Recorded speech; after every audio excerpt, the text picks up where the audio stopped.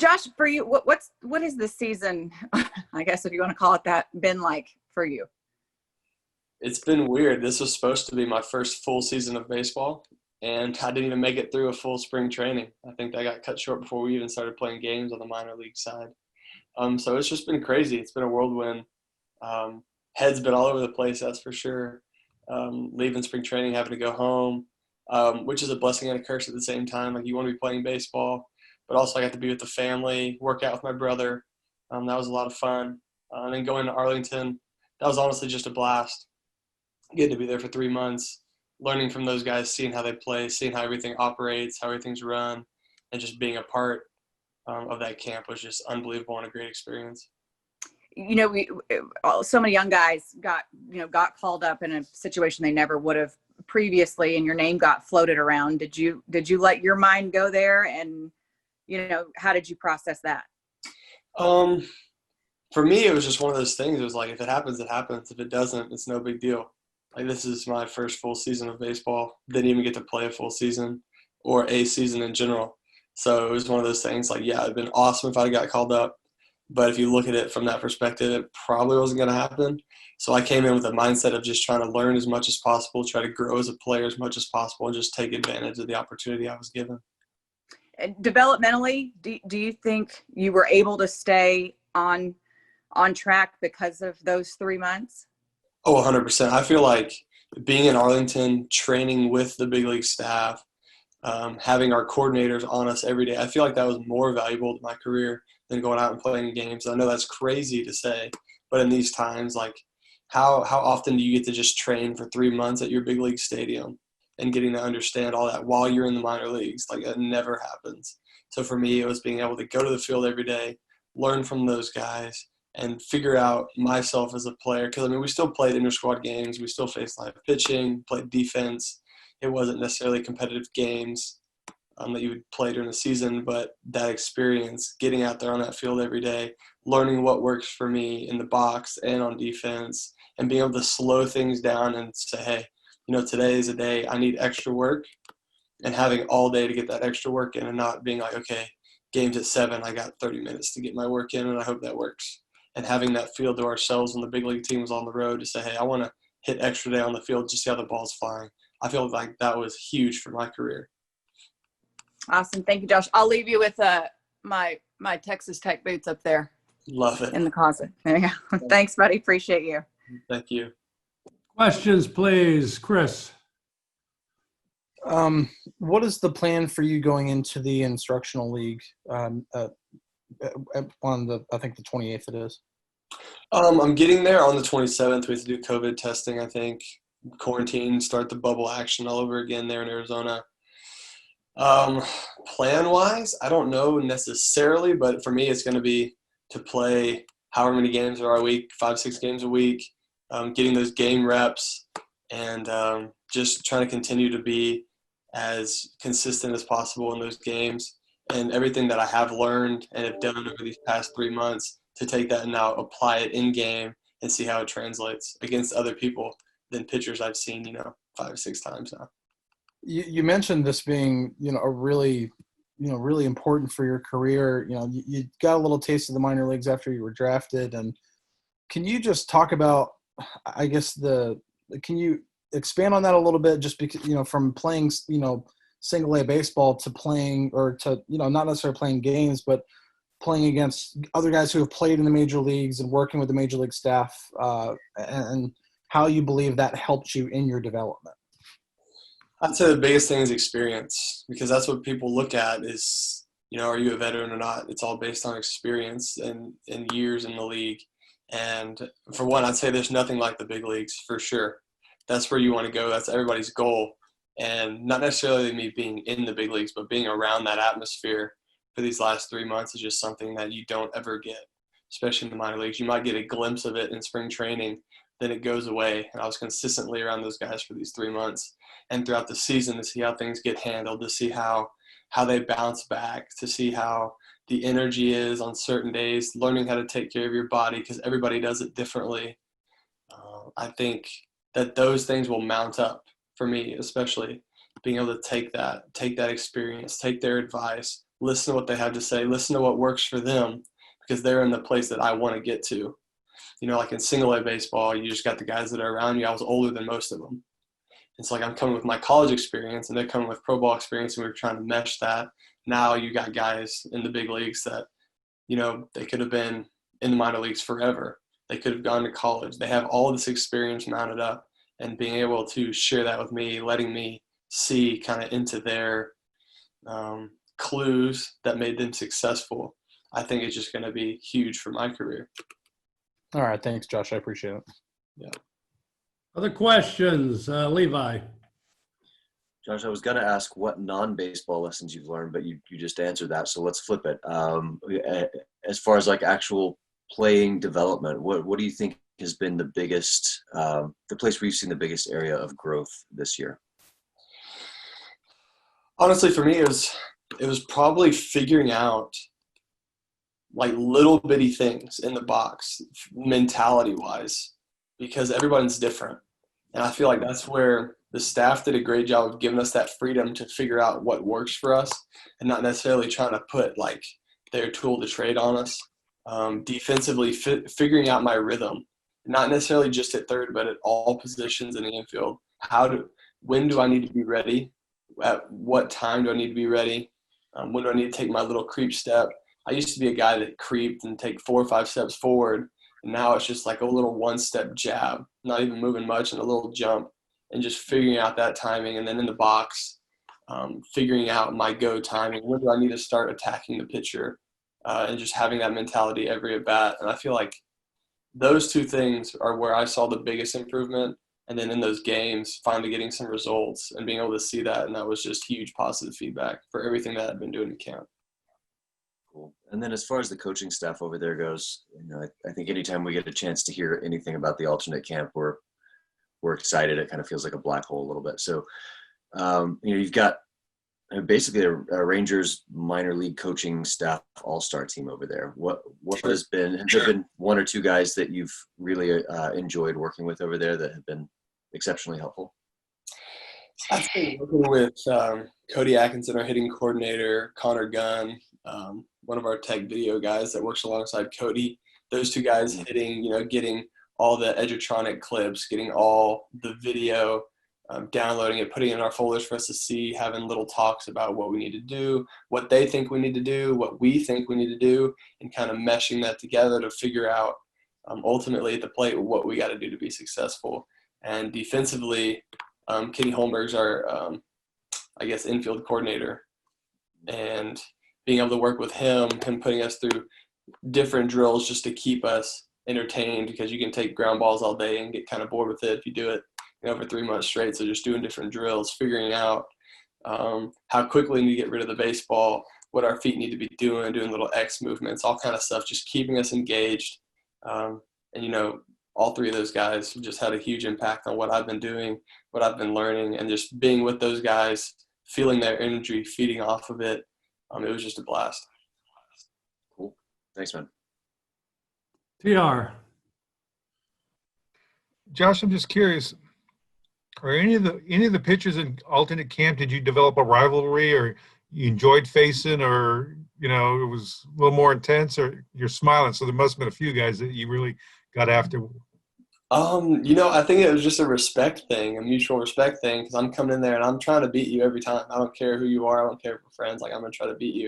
And I think that mentality got reciprocated for sure. So pitcher could be just, you know, getting through the inning and I step in the box and it turned into a fight. And I think that's what was going to make us better ultimately, is every time somebody stepped in the box and they're just going after it. And I definitely felt it on my side. I'd step in there and their velo would go up a little bit. And it was just fun. It was just a fun battle. But I'd say two guys that really got me going was when Ricky Vanasco and Cole Winn came in, because those were my teammates in Hickory. And so they kind of knew what my weaknesses are, and I'd been working on my weaknesses, so it was fun to just battle with those guys and try to figure things out. And me and Ricky for sure got after it a few times. And definitely me and Cole got after it there at the end. So it was just a lot of fun to face those guys, because really one day you're going to be playing behind them and just, you know, have that connection. It's just a lot of fun. The other question I had was, did the Rangers sit you down and explain you what the roster rules are and why it was not a good idea to put you on the major league roster at this time? No, not really. I think it was more of when I was coming into camp, it was understood that, like, hey, this is going to be big for your career. We don't know what the future is going to hold. We don't know if you're going to get called up or not. But we want you to come here. We want you to take advantage of every single day. And we want you to get better and to learn and to try to continue your progress towards the big leagues. Not necessarily saying, like, hey, you're going to be in it this year or, hey, you're going to be in it next year. But, hey, like, we're on this road together to get you to the big leagues. We want you to come in here and take advantage of this opportunity because there's, 200 other guys sitting at home right now not doing anything. Yeah, that's what I was going to ask is you have to appreciate the fact that, Hans Krause and a lot of other guys are sitting out there. Some of your former teammates are sitting at home wishing they were with you, right? For sure, yeah. And so you see that and you're like, okay, well, if I'm dogging it today, that's just like a lack of respect for those guys because those guys wish they were in your shoes right now. So you just got to take advantage of the opportunity. You got to give it your all every day. You can't really have those days where you're coming in being lackadaisical because then that's like, okay, like in this game, they're bringing in guys to take your spot every year and moving guys up, moving guys down. And you just don't want to take advantage of those opportunities that you do get to try to go out and prove, why you're worthy of being in that spot. Okay, thank you, Josh. What else, Jeff? So, you've kind of talked about the things that you've done. How much of a better baseball player are you right now than you were a year ago?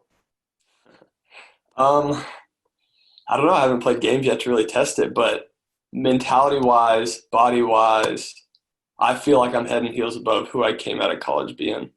Not necessarily performance-wise because I haven't seen that really yet, but just knowing and learning and understanding myself better, I feel like I'm a much better player now. When we talked to Matt Hagan last time, he mentioned that you might have just been doing this for giggles, but played some second base, you moved around. Do you see the importance of versatility? Do you think that's something you want to be able to do? 100%. Because at some point you want to make it to the big leagues. And let's say you're a third baseman. Let's say Kiner's just raking again next year. There's going to be other spots at some point. Someone's going to be struggling. So it's like, can you play this position? Can you come up? And plus with all the shifting and stuff now, I could be playing second base while playing third base because you're going to be moving around the infield, playing shortstop because everyone's shifted over, playing like shallow right field. You just don't know where you're going to be playing with all this shift stuff. So we were bouncing around just trying to get a feel of what it felt like. And plus just being in the big league stadium, getting different angles. I think it was very vital and it was fun and just learning how to play other positions too. Because I've been a predominant left side of the infield guy my entire life. Yeah. Going in the footwork at second, it was just kind of a challenge and I just wanted to try to do it. Do you have a position other than third or short? Would second be the one you want to try most or your next favorite position? I've always said I want to play center field, but I don't think I got the quickness and speed or range for that one. Okay. Thanks a lot, Josh. Yeah, thank you. Other questions? Dave. Yeah, Josh, you mentioned the Edutronic reports or clips that you got. I'm kind of curious, it's a bigger, broader question, but from the college level, the type of information that you guys would have used, the information that you guys had access to in your first year just playing in minor league ball, and then the type of information and technology that you got to exploit this year. It's quite an evolution that we've all taken together, but I'm curious for a younger player entering this level of baseball, how used to it or exposed to it you have been along the way, if that makes any sense. Probably zero experience coming into pro baseball, honestly. At Texas Tech, we had video, we had reports, but at the end of the day, we were going to try to keep it simple, and we're just going to try to hit the ball that came over the plate. Tadlock's favorite saying before games was take the balls and swing at strikes and try to keep the approach as simple as possible. Now coming into pro ball, having all the numbers, especially in this last camp, seeing all the numbers and how in-depth it could get really fast, it could seem as like an information overload. But I think this camp was very vital in the fact that you get to see all these numbers. Now you look at it, what works for you? What can you use to hone in on that's going to make you successful in a game? And I feel like that's where, I've grown a little bit, is understanding what those numbers mean, understanding what to look at in video, what to see, what not to look for, and being able to put that all together and give myself a little database in my head about what's important to me. It was a lot of fun because the reports you'd get on a pitcher, broken down per count, broken down even to the umpire behind the plate that day, which is crazy, or just the pitcher-catcher combination, the battery, what that battery like to do. And so it's kind of taking that information and understanding, hey, like, this is what works for me. I'm going to look at this certain spot on the chart only. I'm not even going to worry about the other stuff. I'm just going to go battle if I get there. So you found it helpful, and it's the type of stuff that you think you can use to, I don't know, make yourself better with that information. It's not overwhelming, in other words. No, I think it can get overwhelming if you complicate it. If you think about it too much and you try to like take in all the information, it could definitely be an information overload situation. But I think if you really look at it and be like, okay, this registers with me really good. I can understand this. I can understand how to apply this. And you just find a few things that work for you. That's going to be huge. And that's going to be super big for your career. So I don't see it as an information overload, but I also love numbers and metrics. So that might be why I'm a little biased towards it. But for sure, being able to know what works for you and being able to see what works for you is huge. And having all the video, having all the numbers come up, it was just a lot of fun to be a part of, honestly, because that's something that you were right. Like, I wasn't super exposed to in college. And as you go up the ranks, I guess in minor league baseball, you get more and more information. And at low A, it was almost like my college reports where it was like, hey, this guy's got these pitches. He's going to come after you. So get ready. Right on. Thank you, man. What else? Any questions, Alex? Josh, has there been anyone in the organization that has been such an influence for you? Honestly, one of the biggest influences on me was Greg Byrne. When he was still around with us, he kind of took me under his wing. Once spring training ended, I worked out with him for about a month out in Arizona. I stayed out there for an extra month. And then we actually got to live together for a few months in an Airbnb during this whole weird season. And so the stuff that I learned from a recovery standpoint, the stuff that I learned how to take care of your body on a daily basis, what you need to do, what kind of foods you need to eat, that aspect of it, he was super big in my career. And then the mentality of it too.